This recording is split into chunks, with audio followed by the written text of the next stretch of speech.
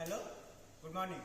देखिए, एक क्वेश्चन मेरे दिमाग में बहुत पहले से था कि जो हम लोग का वैकेंसी आया आईटीआई वाइस प्रिंसिपल का, उसमें बहुत बच्चे कंफ्यूज हैं कि सर बीटेक वाले एलिजिबल है कि नहीं।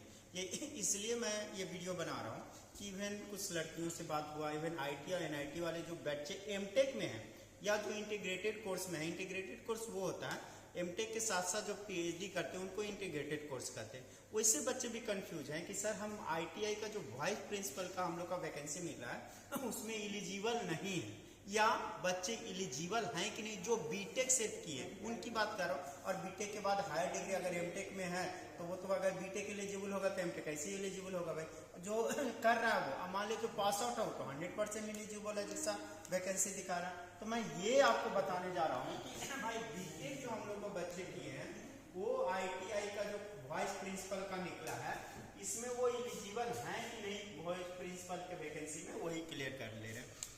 देखिए, मैं ये साफ साफ कह रहा हूँ जो भी बीटेक बच्चे हम लोग का बीटेक किए हैं या बीई किए हैं या बीएससी इंजीनियरिंग किए हैं और उनका एज अभी है ठीक है, वो सारे बच्चे आईटीआई वाइस प्रिंसिपल के वैकेंसी में एलिजिबल है। एकदम कंफ्यूज मत कीजिए, साफ साफ लिखा हुआ। पता नहीं कैसे बच्चे पढ़ रहे हैं जो उनको समझ में नहीं आ रहा है कि भाई हम नहीं एलिजिबल। इवन बोला मैंने भर दो कुछ बोलते हैं सर 5 साल का एक्सपीरियंस कहाँ से लाएंगे। उसमें साफ साफ भाई ऐसे बच्चे जो बीटेक बी या बीएससी इंजीनियरिंग किसी भी कॉलेज से के जो एआईसीटी से मान्यता प्राप्त हो, जो एआईसीटी से मान्यता प्राप्त हो वो सारे बच्चे एलिजिबल है। इवन साफ साफ लिखा हुआ भी है। तो जब ये वीडियो एंड होगा तो मैं 2 वीडियो को मैच कर दूंगा। उस वीडियो में मैं आपका जो वैकेंसी निकला है यानी जो आपका एडवर्टीजमेंट निकला है उसमें साफ साफ लिखा है एलिजिबिलिटी क्राइटेरिया, उसमें साफ साफ लिखा हो। हाँ, एमटेक वाले उनको प्रीफरेंस दिया जाएगा, उनका नंबर बाद में ऐड होगा या पीएचडी या एक्सपीरियंस है तो। लेकिन जो रिटेन के लिए मिनिमम क्वालिफिकेशन है वो बीटेक है। और ये भी जान लीजिए जो भी वैकेंसी मिलता है उसमें सबसे ज्यादा बीटेक वाले को ही होता है। लेक्चर वाला, भाई लेक्चर में क्या था, सिर्फ जो प्रोटेक्निक का लेक्चर था उसमें सिर्फ बीटेक वाले एलिजिबल था। काफी लोग बीटेक वाले का हुआ। इवन एनआईटी पटना से 2 लड़कियां जो एमटेक कर रही थी उसको छोड़ के जाकर लेक्चरशिप में ज्वाइन कर ली। जब बीटेक एलिजिबल था उनका तो एमटेक कोर्स ही नहीं पूरा हुआ था, फर्स्ट ईयर में चली गई ठीक है। तो ये बात एकदम क्लियर हो जाए, तुम लोग सब एलिजिबल चाहे कोई भी ब्रांच हो, ठीक है।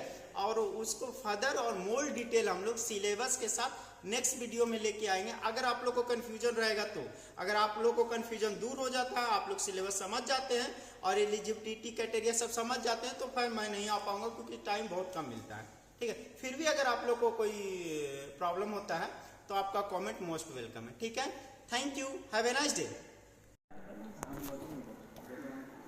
हेलो देखिए, अभी जस्ट हमने बोला कि बीटेक वाले एलिजिबल हैं कि नहीं, आप अपनी वैकेंसी को देखें इसमें शुरू में तो किन्हीं को कोई कन्फ्यूजन है नहीं, आप लोग सबके पास वैकेंसी डाउनलोड किया हुआ ही है। आप जो वैकेंसी डायरेक्ट जा सकते हैं बीपीएससी bihar.nic.in करके हम लोग मेनली है कि एलिजिबिलिटी जो है उस पर मुझे मेन फोकस करना है। इसी में काफ़ी बच्चे कन्फ्यूज है, खास करके वो लोग भी जो खुद एमटेक कर रहे हैं वो लोग का भी यही हाल है कि उन्हें पता ही नहीं है कि बीटेक वाले इसमें वैकेंसी में एलिजिबल है। देखिए, अभी जस्ट हम लोग क्लियर करने जा रहे हैं। देखिए, सीधी नियुक्ति के न्यूनतम शैक्षिक योग्यता, ठीक है, मिनिमम एलिजिबिलिटी आप लोग का क्या है। तो मिनिमम एलिजिबिलिटी में आपका साफ साफ जो लिखा हुआ वो आप देख लीजिए।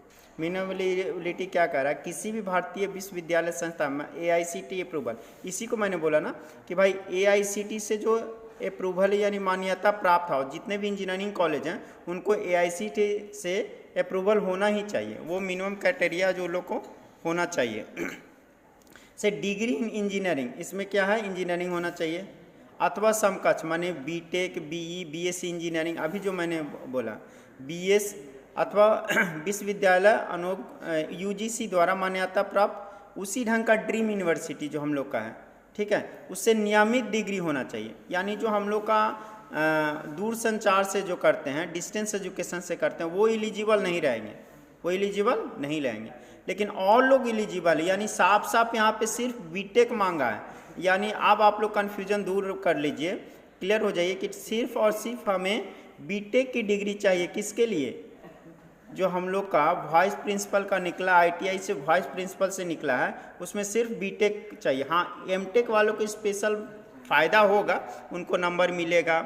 इवन जिनका कॉन्टैक्ट बेसिस पे ITI कॉलेज में पढ़ा रहे हैं उनको भी फ़ायदा होगा। तो उनको तभी फ़ायदा होगा ना जब वो रिटेन क्वालिफाई करेंगे।